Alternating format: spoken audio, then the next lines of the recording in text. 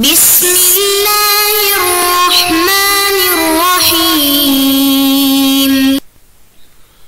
نحمده ونصلی علی رسوله الکریم اما بعد بسم اللہ الرحمن الرحیم۔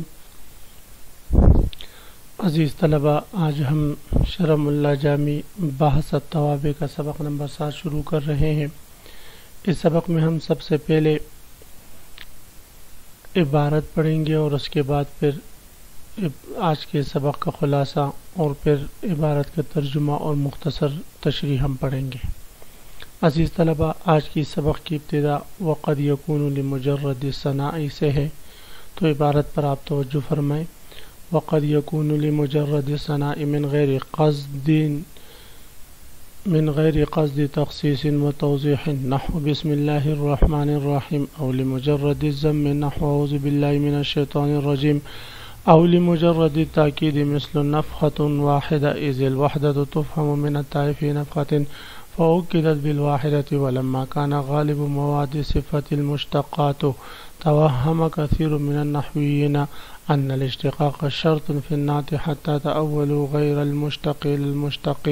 ولما لم يكن هذا مرضيا للمصنف رده بقوله ولا فصل، أي لا فرق بين أن يكون النعت مشتقا أو غيره في صحة وقوع نعتا إذا كان وضعه أي وضع غير المشتق لغرض المعنى، أي لغرض الدلالة على المعنى الواقع في المتبوع عموما، أي في جميع الاستعمالات مثل تميمي وزمال، فإن التميمي يدل دائما على أن لذات ما نسبة إلى قبيلة تميم، وزمال يدل على أن ذات ما صاحب مال أو خصوصا، أي في بعض الاستعمالات بأن يدل في بعض المواضع على حصول معنى لذات ما، وحينئذ يجوز أن يقع نعتا، وفي بعضها لا يدل على ذلك، وحينئذ لا يصح جعله نعت، مثل مررت برجل أي رجل أي كامل في الرجلية، فأي رجل باعتبار دلالته في مثل هذا التركيب على كمال الرجلية يصح أن يقع نعتا، وفي مثل أي رجل عندك لا يدل على هذا المعنى فلا يصح أن يقع نعتا، ومثل مررت بهذا الرجل فإن هذا يدل على ذات مبهمة، والرجل على ذات معينة، وخصوصية الذات المعينة بمنزلة معنى حاصل في الذات المبهمة، فلهذا صح أن يقع الرجل صفة لهذا، وفي المواضع الأخرى التي لا يدل على هذا المعنى لا يصح أن يقع صفة، وذهب بعضهم إلى أن الرجل بدل عن اسم الإشارة، وبعضهم إلى أنه عطف بيان۔ وقد يكون لمجرد الثناء من غیر قصد تخصیص و توضیح، یہاں سے مصنف علیہ الرحمہ نعت کی فوائد میں سے ایک اور فائدہ ذکر بیان فرما رہے ہیں۔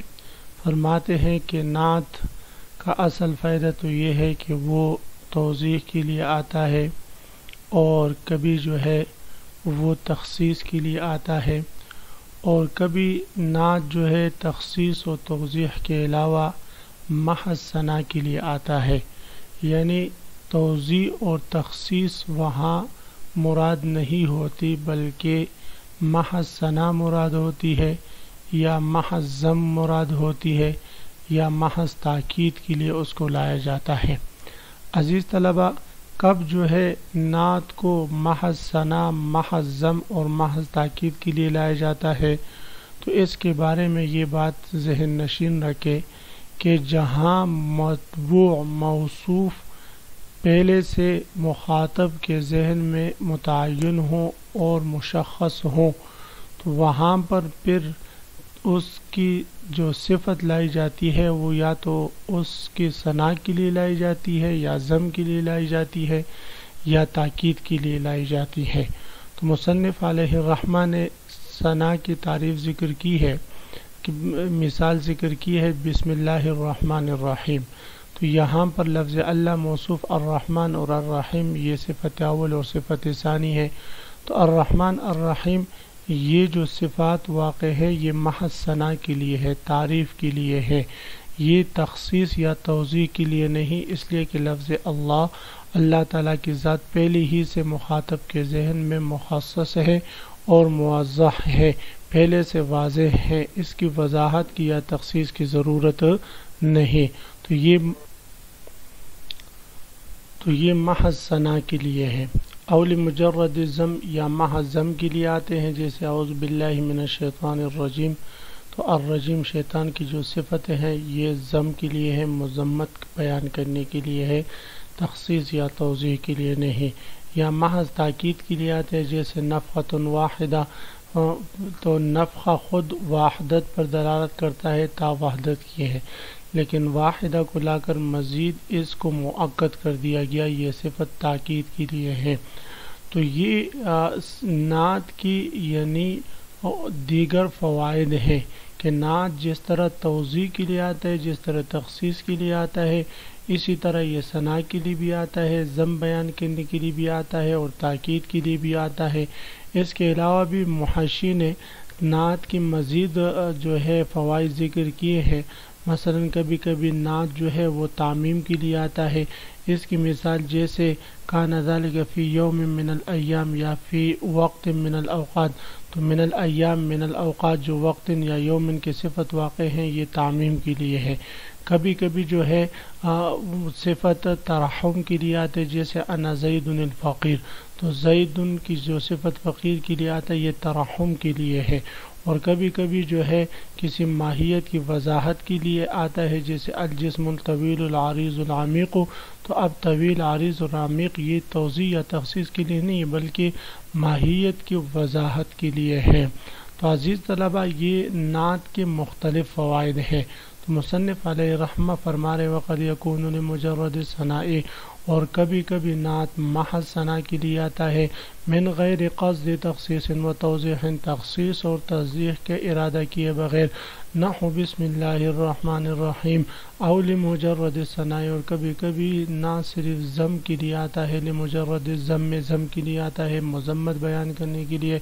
جیسے اعوذ باللہ من الشیطان الرجیم، او لمجرد تاکید، کبھی کبھی محض تاکید کے لیے آتا ہے، جیسے نفخۃ واحدہ، اذ الوحدۃ تفهم من التاء، یہ جو وحدت کا معنی ہے یہ تو نفخۃ کے تا سے سمجھا گیا، فی نفخۃ فاؤکدت بالواحدۃ، تو واحدہ کے ساتھ اس وحدت کے معنی کو مزید مؤکد کیا گیا۔ ولما كان غالب مواد صفت المشتقات توہم کثیر من النحویین ان الاشتقاق شرط فی النعت۔ یہاں سے مصنف علیہ الرحمہ ایک اور اعتراض اور بعض نحویین کی رائے پر رد فرما رہے ہیں۔ اس کی تفصیل یہ ہے کہ بعض نحویین کی رائے یہ ہے، وہ فرماتے ہیں کہ اس میں صفت کے لیے یعنی نعت کے لیے اس میں مشتق ہونا ضروری ہے، اس میں مشتق ہی صفت واقع ہو سکتا ہے، غیر مشتق صفت واقع نہیں ہو سکتا۔ ان حضرات کی یہ جو رائے ہیں اس کی بڑی وجہ مصنف علیہ رحمہ فرماتے ہیں یہ ہے کہ عام طور پر جتنے بھی صفت کی صیغے ہیں وہ مشتقات کے قبیل سے ہوتے ہیں اور وہ مشتق ہوتے ہیں، تو ان صفت کے ان مشتق صیغوں کو دیکھ کر بعض نحویین کو یہ وہم ہوا، یہ انہوں نے یہ رائے قائم کر دی کہ صفت ہمیشہ اس میں مشتق ہوگا، اس میں غیر مشتق جو ہے وہ صفت واقع نہیں ہو سکتا۔ پھر بہت ساری مثالیں تو ایسی بھی ہے کہ جہاں پر غیر مشتق و صفت واقع ہو رہا ہوتا ہے، تو مصنف علیہ رحمہ فرماتے ایسے حضرات، ایسے نحویین جو اس میں مشتق ہونے کو شرط قرار دیتے ہیں، پھر وہ اس میں غیر مشتق کو مشتق کے تعویل میں کرتے ہیں اور اپنے آپ کو جو ہے بڑی مشکل میں ڈالتے ہیں۔ مصنف علیہ رحمہ فرماتے ہیں یہ رائے مجھے پسند نہیں، اس لیے مصنف علیہ رحمہ نے بعض نحویین کی اس رائے پر رد فرمایا اور ان کو جواب دیا کہ اسم میں صفت جو ہے یعنی نعت جو ہے وہ چاہے مشتق ہو یا غیر مشتق ہو، اس کا صفت واقع ہونا صحیح ہے، بس اس شرط پر کہ جب اس اسم سے اس معنی کا معنی مراد لیا گیا ہو جو معنی مطبوع میں پایا جاتا ہے اور وہ اس پر دلالت کرے۔ تو جب کوئی اسم چاہے مشتق ہو یا غیر مشتق ہو اس معنی کے لیے لایا گیا ہو جو معنی مطبوع میں پایا جاتا ہے تو وہ صفت واقع ہوگا، اس کے مشتق یا غیر مشتق ہونے سے کوئی سروکار نہیں۔ جہاں وہ معنی مراد نہیں ہوگا تو وہاں پر وہ صفت بھی پھر واقع نہیں ہوگا۔ یہ حاصل ہے جواب کا۔ تو فرماتے ہیں ولما کان غالب مواد صفت، اور جب غالب اور اکثر صفت کے مادے صیغے المشتقات مشتق ہوتے ہیں، توہم کثیر من النحویین، تو نحویین میں سے اکثر نے وہم کیا ان الاشتقاق شرط فی النعت، کہ مشتق ہونا نعت کے لیے شرط ہے، حتی تأولوا غیر المشتق الی المشتق، یہاں تک کہ انہوں نے غیر مشتق کو مشتق کی طرف مؤول کیا، اس میں تعویل کی۔ ولما لم يكن هذا مرضيا للمصنف، جب بعض نحویین کی اکثر نحویین کی یہ رائے مصنف علیہ الرحمہ کی پسندیدہ نہ تھی، ردہ بقولہ، تو مصنف علیہ الرحمہ نے اپنے اس قول سے اس پر رد فرمایا اور فرمایا لا فصل ای لا فرق بین ان یکون النعت مشتقا او غیرہ، اس بات سے کوئی سروکار نہیں، کوئی فرق نہیں پڑتا کہ نعت یعنی صفت چاہے مشتق ہو یا غیر مشتق ہو، فی صحت وقوع نعتن، اس کے صفتوں کے واقع ہونے کی صحت کے لیے اس سے کوئی سروکار نہیں، چاہے وہ مشتق ہو یا غیر مشتق ہو۔ اذا كان وضعه اي وضع غیر المشتق لغرض المعنى، جب اس اسم کی وضع یعنی اسم غیر مشتق کی وضع لغرض المعنی، اس معنی کی ادائیگی کے لیے ہو، ای لغرض الدلالت علی المعنی، اس معنی پر دلالت کی غرض کے لیے ہو، الواقع فی المطبوع، جو معنی مطبوع میں پایا جاتا ہے، یعنی جب اس میں غیر مشتق اس معنی پر دلالت کرنے کی غرض کے لیے وضع ہو جو معنی مطبوع میں پایا جاتا ہے، تو وہ صفت واقع ہوگا، چاہے وہ اس میں غیر مشتق کیوں نہ ہو۔ پھر یہ معنی جو اس معنی، یہ اس میں غیر مشتق جو اس معنی پر دلالت کرتا ہے جو اس کی مطبوع میں پایا جاتا ہے، یہ دلالت چاہے عمومی ہو یا خصوصی ہو۔ عمومی کا مطلب یہ ہے کہ جمیع استعمالات میں وہ اسی معنی پر دلالت کرے جو مطبوع میں پایا جاتا ہے، جیسے کہ تمیمی اور ذی مال ہے، تو تمیمی ہر اس شخص پر دلالت کرتا ہے جو تمیم قبیل تمیم سے ہو، اور ذی مال ہر اس شخص پر دلالت کرتا ہے جو صاحب مال ہو، اور ہر حال میں یہ اور عمومی استعمال اس کا اسی معنی کے لیے ہے۔ تو لہذا جب بھی یہ کسی کے صفت واقع ہوگا تو اس کا تمیمی ہونا ہو، وہ تمیمی ہوگا یا وہ مالدار ہوگا عام استعمالات میں، اور کبھی کبھی خصوصی استعمال ہوگا، تو جب وہ خصوصی استعمال اس معنی کے لیے ہو تو صفت واقع ہوگا، جب وہ خصوصی استعمال نہیں ہوگا تو پھر وہ صفت واقع نہیں ہوگا۔ عموماً ای فی جمیع الاستعمالات، چاہے یہ اس معنی پر دلالت جو معنی مطبوع میں پایا جاتا ہے یہ دلالت عمومی ہو، ای فی جمیع الاستعمالات، ہر استعمال میں ہو، مثل تمیمی و ذی مال، فإن تمیمی یدل دائما، اس لیے کہ لفظ تمیمی ہمیشہ دلالت کرتا ہے علی ان لذات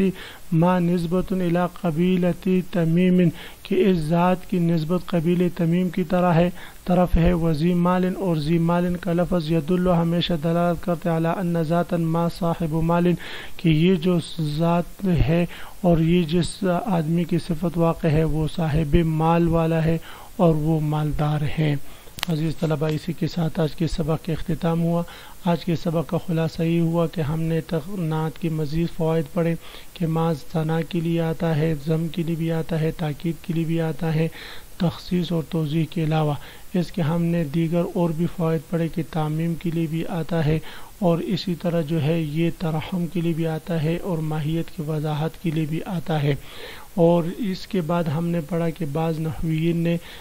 نعت کے لیے اس میں مشتق ہونے کو شرط قرار دے دیا ہے، یہ بات ٹھیک نہیں ہے، اس میں غیر مشتق بھی صفت واقع ہو سکتا ہے۔ آپ حضرات اس سبق کو خوب غور سے سنیں سمجھیں۔ اللہ ہم سب کا حامی و ناصر ہو، آمین۔ وآخر دعوانا ان الحمد للہ رب العالمین۔